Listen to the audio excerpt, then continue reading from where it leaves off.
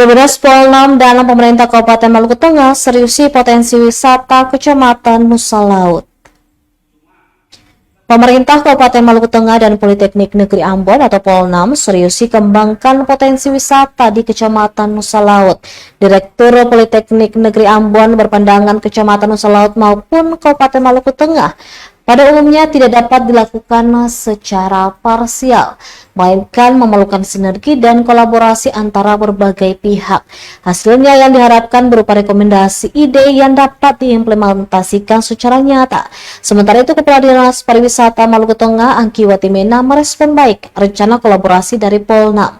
Makanya itu ia berpesan agar hal tersebut bisa dijadikan sebagai studi tiru dan dikembangkan di wilayah Kecamatan Nusa Laut.